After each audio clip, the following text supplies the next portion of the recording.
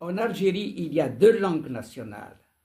C'est la langue berbère pour la communauté berbère-bérophone qui doit être officielle et qui doit être reconnue comme telle dans les faits. Et chez les arabophones, c'est la langue arabe parlée du pays.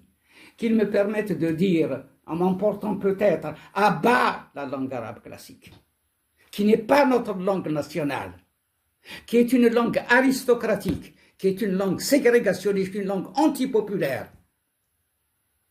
Et vive les langues nationales, vive la langue berbère et vive l'arabe algérien. Nous ne devons faire aucune différence dans notre politique nationale entre l'élément berbérophone et l'élément arabophone. Nous devons travailler pour l'unité, pour la fraternité, pour le triomphe de l'Algérie algérienne, pour le triomphe de l'Afrique du nord-africaine, pour le triomphe de Tamsra. Et elle s'imposera historiquement, qu'on le veuille ou non. Si nous sommes berbères, je n'ai aucune raison de me dire arabe. Je suis qui je suis. Est-ce qu'on a vu des représentants français, du gouvernement français, ou tous ces qui les représentent, se dire nous sommes des Allemands? Ouais, ça ne peut pas se faire. Est-ce que les Allemands se disent être des Français? Ça ne peut pas se faire.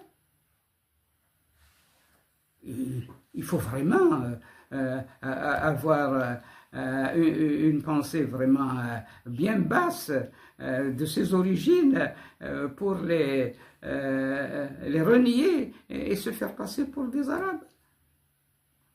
L'Algérie n'est ni française, ni arabe. Se réclamer de l'arabité, c'est de la trahison.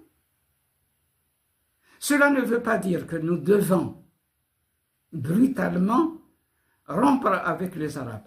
Nous n'avons aucune raison de rompre avec les Arabes. Ce n'est pas parce que nous aurons cessé d'être arabes que nous rompons avec eux. Au contraire, je suis avec les rapports les meilleurs avec les pays arabes. Les meilleurs rapports possibles. Le prix qu'a eu Kamel Daoud récemment. Que voulez-vous que je vous dise? Je n'ai pas lu son œuvre. Est-ce pour des raisons littéraires qu'il a pu avoir cela? Est-ce pour des raisons politiques? C'est beaucoup plus la droite qui a voté pour...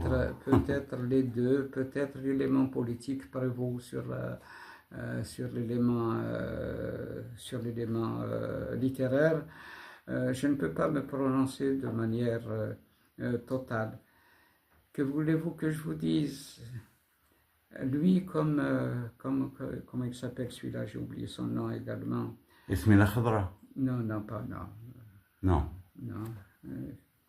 Comment il s'appelle celui-là? Morad, il aurait pu me le siffler. Bon, leurs orientations sont bonnes. Mais il y a des compromissions qui sont regrettables. Voilà. Il y a des compromissions qui sont regrettables, qui sont subjectifs. Lorsque on veut faire de la bonne politique, lorsqu'on est vraiment philosophe, comme on dit, n'est-ce pas, comme on dit. Et lorsque on a accédé à un niveau, on transcende toutes ces questions-là. On transcende toutes ces questions-là. On évite d'être trop subjectif. Il faut être objectif et regarder les choses telles qu'elles sont. Or,